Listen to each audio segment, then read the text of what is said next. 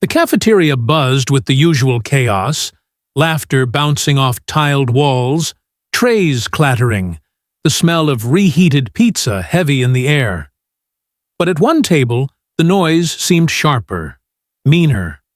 A boy with a cruel grin leaned across the table, his voice loud enough for everyone nearby to hear. "Hey, new girl! What's your excuse? Lost your way to the cheer tryouts?" His friends snickered, and the girl froze, clutching her tray a little tighter. Her shoulders stiffened, but she said nothing. The bully smirked wider, mistaking her silence for weakness. Before I tell you what happened next, tell me in the comments where you're watching from. I love knowing who's listening. The girl's name was Emma. She had transferred just a week earlier, still figuring out where she belonged in this new school. Every step in the hallway felt like walking on eggshells, the whispers and sideways glances pressing in on her. She had promised herself to stay invisible, to survive the year quietly. But bullies had a way of sniffing out those who tried to hide.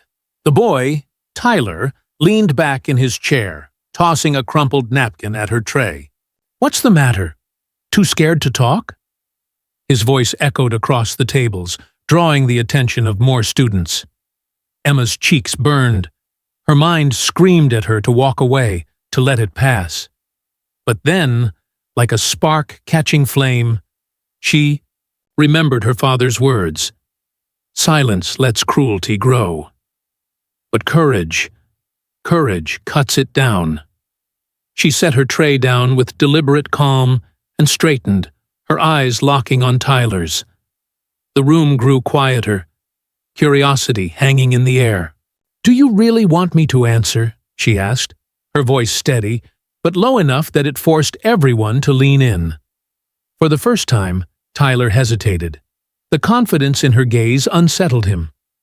"Yeah," he shot back, though his laugh lacked its earlier sharpness. "What are you gonna do?"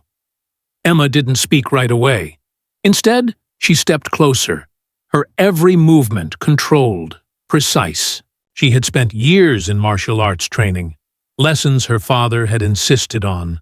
Not for fighting, but for discipline, for knowing when to act. And now, as Tyler pushed himself up, puffing his chest like a challenger, Emma saw the line he had crossed. The crowd hushed. The air seemed to thicken. Then Tyler made his mistake.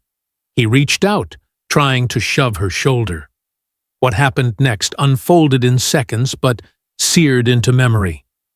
Emma's hand caught his wrist, twisting just enough to unbalance him. With a swift pivot, she guided his momentum, and Tyler stumbled, crashing to his knees on the cafeteria floor. Gasps erupted, trays clattered, and whispers rippled like waves. Emma released him instantly, her stance calm, her breathing even. Tyler looked up, red-faced, the smirk gone, replaced with wide-eyed panic. "Stop! Okay, just stop!" His voice cracked, and in that single plea, the balance of power shifted. The bully who had mocked her minutes earlier was now the one begging for mercy. For a heartbeat, Emma stood over him, every eye in the room fixed on her. The temptation to humiliate him, as he had humiliated others, tugged at her. But she knew that wasn't who she was. Slowly, she extended her hand, not to strike, but to help him up. The cafeteria went still. Tyler blinked, stunned. And when he finally took her hand, the crowd erupted. Some clapping, some cheering, others whispering in awe. That night, Emma replayed the moment in her mind. She hadn't silenced him with cruelty. She had chosen strength tempered with mercy. And that choice, she realized, spoke louder than any punch ever could. Because real power isn't in making others fear you. It's in standing tall when they try to break you, and choosing kindness when you could choose revenge. And sometimes, the new girl doesn't need to fit in. Sometimes she changes the room just by refusing to be broken.